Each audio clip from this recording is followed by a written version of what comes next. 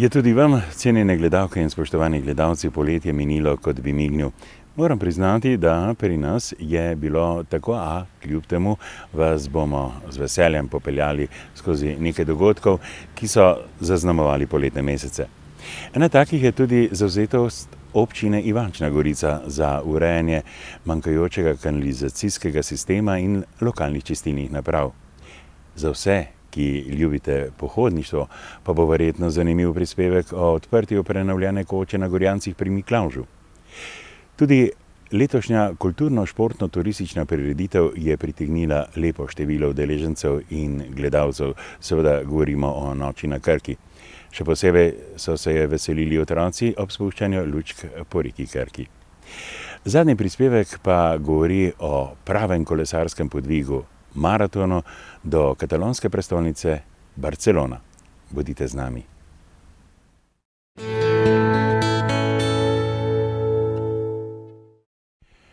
V ivančki občini imata kanalizacijo le Ivančna Gorica in Šentvid pri Stični. Skladno z državnim načrtom pa morajo do leta 2017 zgraditi še približno 30 kanalizacijskih omrežij. S tem bodo pokrili približno polovico gospodinjstev v občini, preostala polovica pa bo morala zgraditi male čistilne naprave. Pri tem lahko posamezno gospodinjstvo računa na finančno pomoč občine v višini 800 evrov. V občini nameravajo najprej poskrbeti za kanalizacijsko omrežje na Muljavi, kjer so letos že zgradili čistilno napravo. Naložba bo stala slab 1 milijon evrov. Če to pomnožimo s še 30 omrežji, ki jih je treba zgraditi, pomeni, da mora občina Ivančna Gorica v naslednjih 5 letih v kanalizacijska omrežja vložiti približno 30 milijonov. Glede na to, da smo v tej osrednji slovenski regiji prav veliko sredstev za regionalni razvoj, iz katerega ostale regije gradijo tako in podobno omrežje, ne moramo pričakovati in bo pač potrebno najti druge vire za financiranje. Trenutno je to samo občinski proračun, ki pa seveda vsega tega ne bo zmogel. Jaz upam, da bomo z državo našli neko skupni jezik, da bi nam pomagali zgraditi ta manjkajoča omrežja, ker jih drugače ne bomo mogli. Za gradnjo kanalizacijskih omrežij so na občini določili prioritetni vrstni red, skladno s katerim naj bi do omrežij najprej prišli v večjih krajih. Za Muljavo so nato na vrsti Višnja Gora, Vir pri Stični in Stična. Za ta dela pričakujemo del evropskih sredstev iz kohezijskih skladov. Vloge so vložene in tukaj računam, da bomo uspešni za približno 3 do 4 milijone. To pomeni, da bomo iz teh sredstev zgradili glavni povezovalni vod iz Višnje Gore do Ivančne Gorice in iz Vira pri Stični do Ivančne Gorice, do čistilne naprave in povečali čistilno napravo v Ivančni Gorici. Takoj na to sledi izgradnja sekundarnih vodov. Projekti so že začeti, za Vir pri Stični je skoraj projekt končan, za Višnjo Goro pa je v nastajanju in takoj, ko bomo seveda te stvari imeli narejene, bo šlo tudi v izvedbo. Župan Strnad ob tem izpostavlja, da se včasih zatika z lastništvi. Jaz to sicer težko razumem, ker to je nujno potrebna investicija, že zaradi okolja, tudi ljudem bo bistveno olajšano življenje.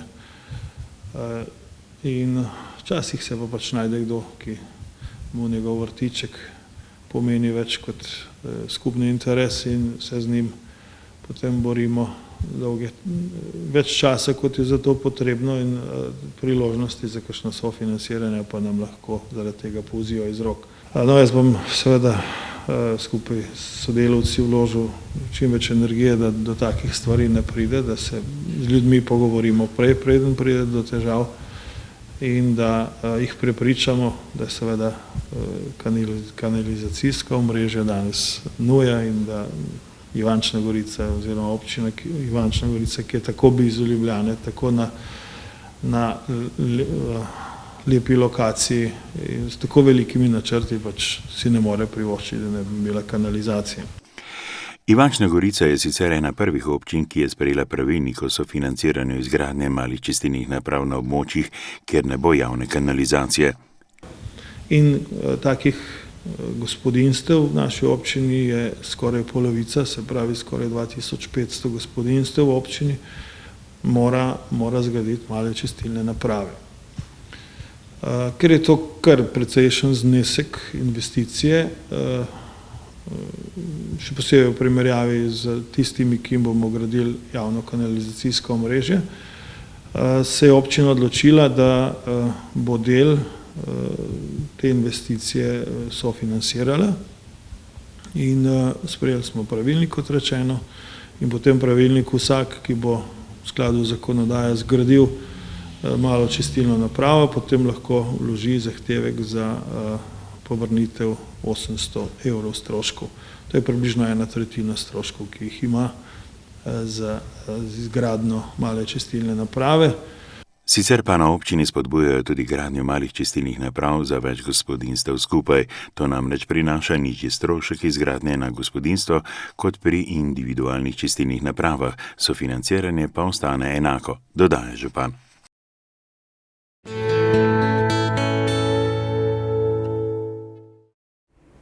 Priljubljena pohodniška točka Miklavž na Gorjancih je pred kratkim dobila novo podobo. Odprli so namreč prenovljen planinski dom, ki premore nekaj več kot 25 postelj. Tukaj gor je 5 sob, ki so opremljene klasično, zraven so tuši, WC in tako naprej. Gor je pa v bistvu so ležišča, ampak so ležišča tako narejena, izvedena, da so v obliki postelj. Obnova planinske koče sicer poteka v 2 fazah. Poleg postavitve novega doma naj bi sledila še obnova starega dela planinskega doma na Miklavžu. V bližnji prihodnosti je naš cilj in naše želje so, da ta star del doma obnovimo. Želimo pa mogoče tukaj v tem delu pridobiti kakšne sredstva iz mogoče evropskih skladov ali pa tudi na splošno nekih državnih ustanov, ki bi bile pripravljene pomagati. Kočo na Miklavžu sta pred kratkim prevzela nova najemnika. Kot pravita, stavita predvsem na dobro ponudbo. Ponujamo vseeno lončnice, potem ob nedeljah kosilo, pa za zaključene družbe je prostor zdaj notri, kakšne 50-letnice, rojstne dneve in tako naprej, pač kar si ljudje zaželijo. Z videnim in okušenim so sicer zadovoljni tudi dosedanji uporabniki. Zelo dobra ponudba, imajo tudi kosila, tako da prijazno osebje, čisto, skratka v redu. Vse je lepo, zrihtanje, lepo, kaj pa če jih boljšega. Doma hodim kjerkrat na turizem sem. Krasno, hitro so ga zgradili in lepo tako, da. Lastniki imajo sicer s planinskim domom na Miklavžu nekoliko večje načrte. Okolico želijo izrabiti predvsem za športne dejavnosti pohodnikov. Je tukaj kar en del zemljišč, ki so po novem občinskem prostorskem planu karakterizirana kot del rekreacijsko-športne namene. Želimo si te prostore nekako infrastrukturno opremiti, tako da bi bile bolj dostopne za ljudi ali pa za uporabnike, kateri bi želeli na teh prostorih izvajati razne aktivnosti, kot so razne športne prireditve, razne višinske priprave in podobne stvari. Tako pri obnovi starega doma, kot pri urejanju okolice in širitvi ponudbe pa se lastniki planinskega doma na Miklavžu želijo povezati z različnimi turističnimi društvi. Zdaj še točno ne razmišljam o tem, na koga konkretno, ampak poiskali bomo vse možnosti ali pa poskušali vplesti vse dejavnike ali pa tisti, ki imajo moč pri tem, da nam na nek način pomagajo, da poskušamo ti Gorjance spraviti na neki nivo, kateri bi zadovoljeval sodobnega potrošnika. Nekaj 100 metrov stran je sicer dobro obiskana planinska koča na Gospodični. Lastniki se zavedajo, da je veliko odvisno tudi od promocije. Potem naslednji cilj je, zdaj ko smo postavili to osnovno infrastrukturo, da se usmerimo malo več na promocijo Miklavža. Mislim, da smo tukaj v preteklem času bili kar podhranjeni, tako da nekako Miklavž v medijih pa v javnosti ni bil tako prepoznaven. Želimo se, da bi ta del zgodbe popravili. Tako planinska koča na Gospodični kot dom na Miklavžu pa predstavljata priljubljeni izletniški točki, predvsem Dolencem. Mene predvsem zanimajo skrivnosti Gorjancev. Jaz veliko hodim sam in se odpravljam tudi v predele, kjer ni nobene poti, kjer najdem nekaj posebnega, kar drugot ni. Na odkrivanje Gorjancev se Pavle Turk sicer navadno odpravi 3-krat tedensko. Recimo, da sem zelo velikokrat po isti poti šel, ne? In sem pred kratkim opazil drevo, javor, ki ima korenine v zraku in šele približno pol metra nad zemljo je deblo in naprej drevo raste. To pa je nekaj novega, ja. Planinski dom na Miklavžu sicer sodi pod okrilje občine Šentjernej. Po besedah Pavla Turka se turističnega pomena Gorjancev v občini zavedajo. Torej, dom na Gorjancem sigurno pomeni en velik doprinos k tej panogi turizma. Se pravi, to je hkrati planinstvo in hkrati pohodništvo, pa tudi turistično zanimivo. Namreč ljudje zelo radi prihajajo na Gorjance. Prvič je lepa okolica, svež zrak, zdaj pa, ko je še možno prenočiti tukaj, verjetno bo obiskov še več kot do zdaj. V prihodnje lahko, po besedah sogovornikov pri planinskem domu na Miklavžu, tako pričakujejo še kar nekaj aktivnosti.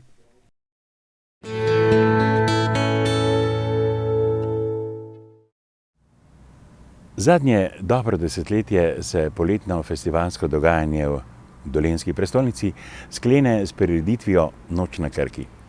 Prireditev, katere korenine segajo v 19. stoletje, je letos zopet postregla z nekaterimi novostmi.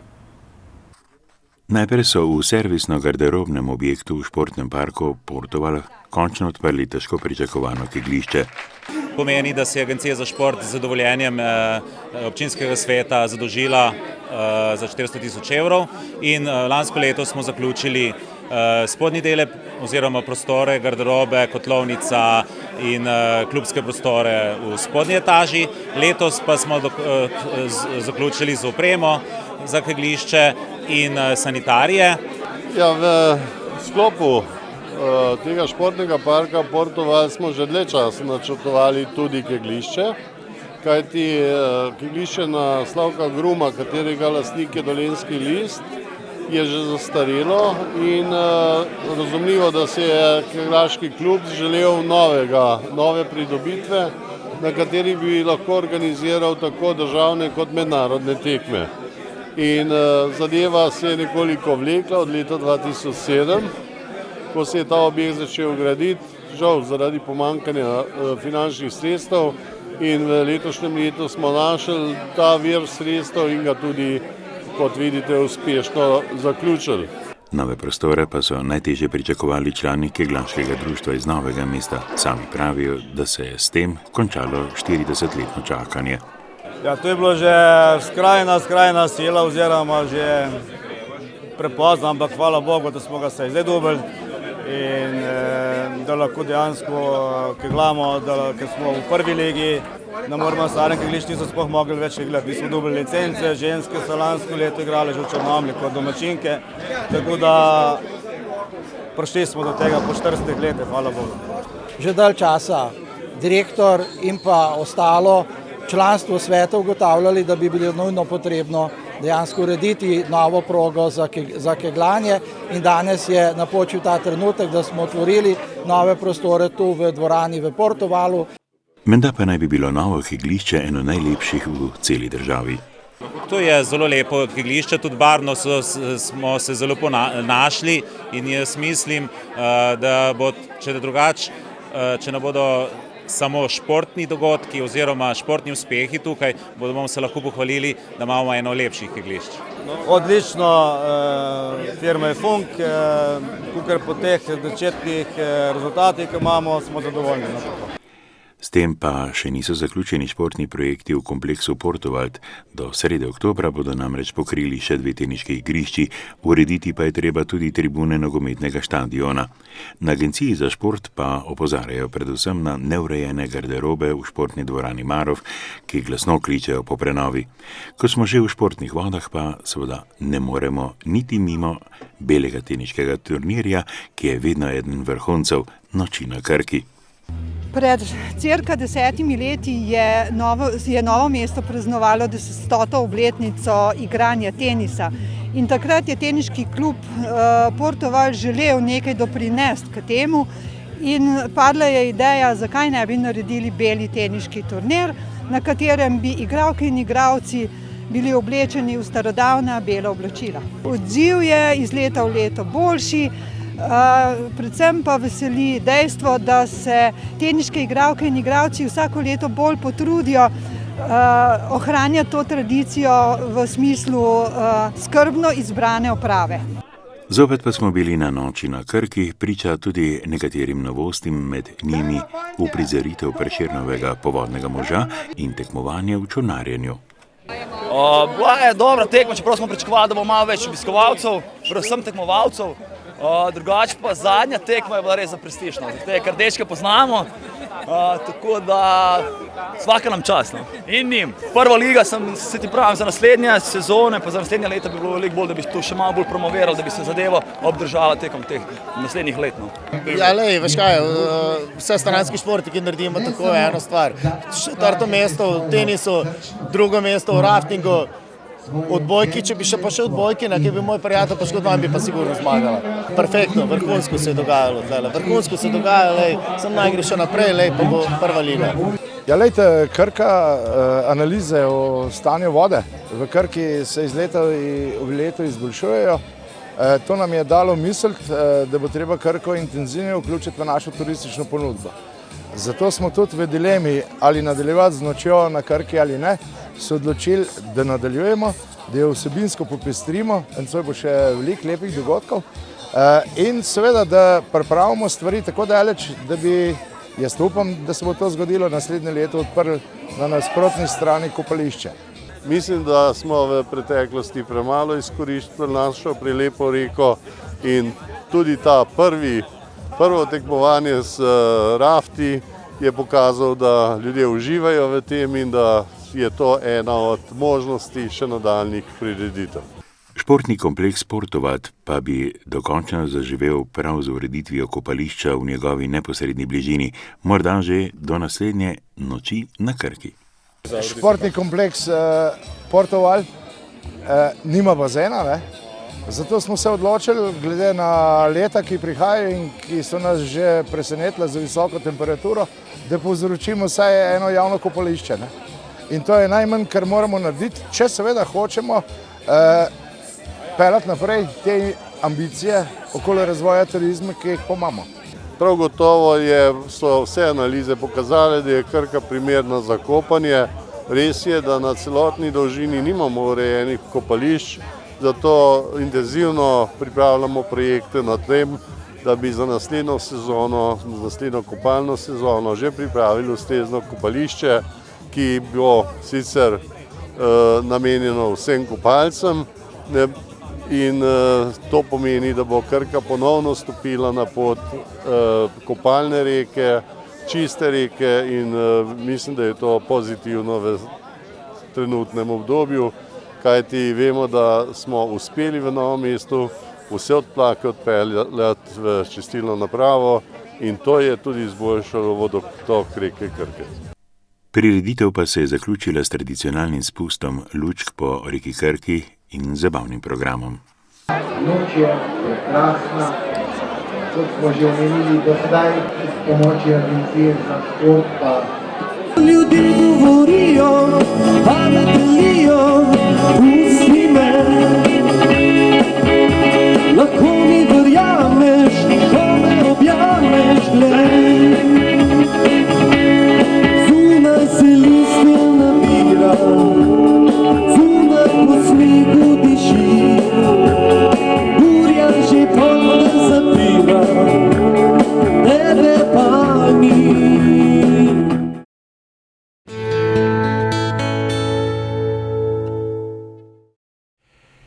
Medtem, ko je večina v vročih poletnih mesecih romala v morske kraje ali pa so si baterije pred novimi delovnimi obveznostmi, kot pogosto pravimo v pogovornem jeziku, polnili na kakšen drug telesu in duhu prijazen način, pa sta se dva novomeška rekreativna kolesarja odločila za precej nenavadno, lahko bi dejali, sila aktivno preživljanje prostega časa.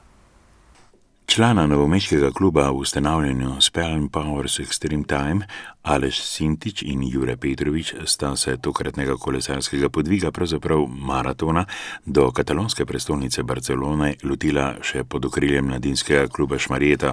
Ta ideja v bistvu že izvira že kar iz nekaj časa nazaj. Jure, ta moj sokompanjon, kateri z mano skupaj kolesarila, že ima en tak podvig za sabo v Ukrajino, potovanje v Ukrajino, pa smo rekli, zakaj ne bi še to. Zakaj ne bi še probali eno, v prvem planu je bila bivša Jugoslavija, kolesarjenje bivše Jugoslavije, da smo to idejo opustili, naenkrat nam je pa sem silno, da bi šli mogoče celo v Barcelono. In evo, Barcelono smo oddelali, tako da super, nimamo kaj drugega reči. Tole so fotografije, ko sta se kolesarska navdušenca 3. avgusta v zgodnjih jutranjih urah, ko je bila zjutraj še trda tema, odpravila na pot. Tako zgodaj smo se odpravili z dveh razlogov. Prvi je bil razlog, ki je bilo sicer zaradi samega vremena, zaradi tega, ker je bilo pričakovati visoke temperature. In pa drugi razlog predvsem je bil pa zaradi velike kilometrine, ki se na koncu še povečala za 50 km. Se pravi, da je prva etapa trajala od Novega mesta do Benetk, vse skupaj je trajalo 355 km. Kar je pomenilo, da sta si kolesarja prigaran počitek po najdaljši etapi na kolesarskem podvigu do Barcelone privoščila šele v poznih večernih urah, a za njima je bil šele prvi dan vožnje. Naprej je zadeva dokaj elegantno potekala, nismo imeli nobenih tehničnih težav, sicer pol tista ena nesrečna sobota, žal nimamo malo grenkega preokusa, drugače pa zadeva potekala je vse skupaj v 8 etapah, prevoženih je bilo cirka 2000 km. Lepe etape, eno bi izpostavil, najtežja je bila ta Modena Genova, prečudovita etapa, ena izmed lepših etap, vendar nas je pa na koncu pa kar malo presenetila ta razdalja. Tele razdalje se nam niso nekako išle, no.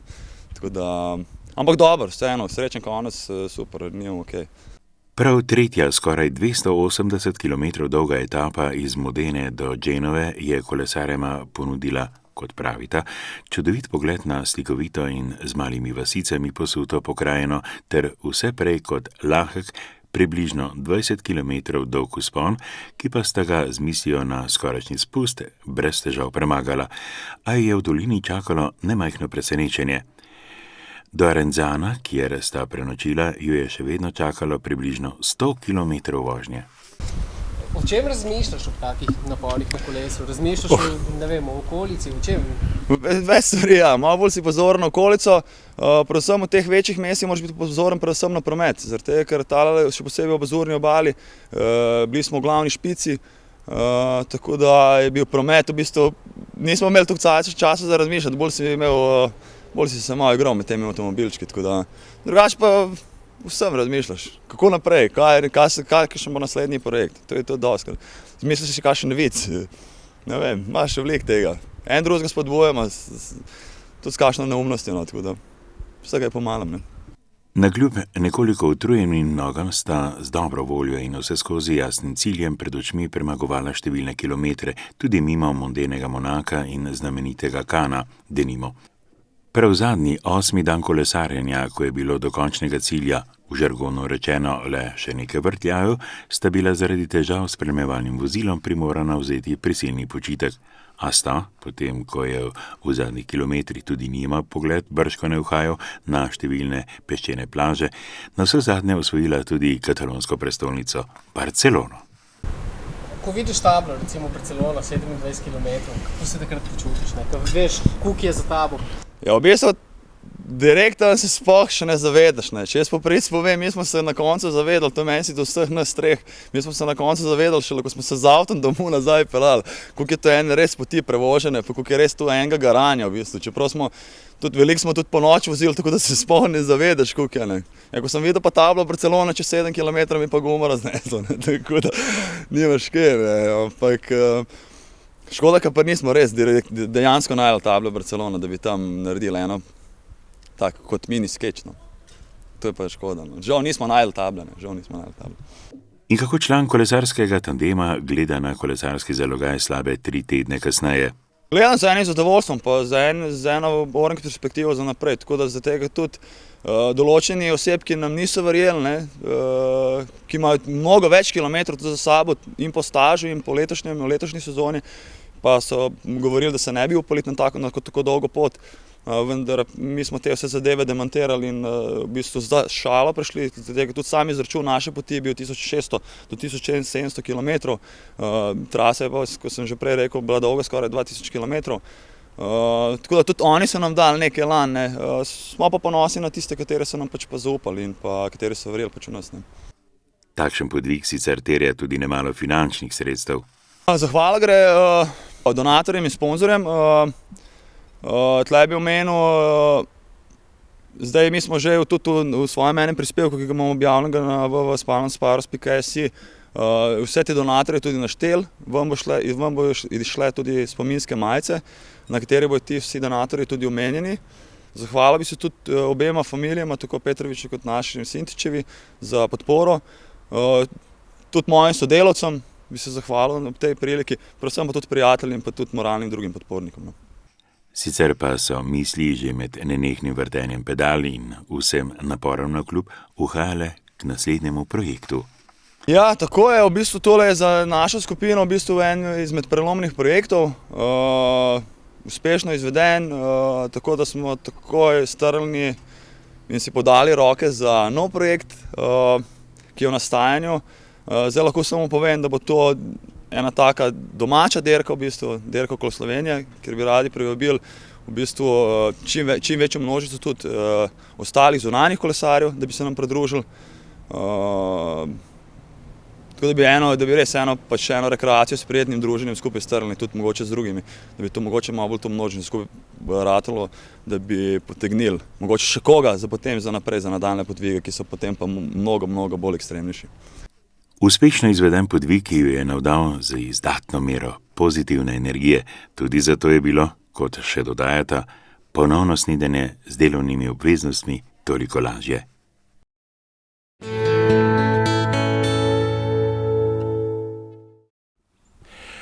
Tako, cenjeni gledalke in gledalci, to so bile prve novice v Dolenjskem obzorniku tega jesenskega obdobja. Čez 14 dni pa vam že pripravljamo nove vsebine. Do takrat bodite dobro in imejte se lepo.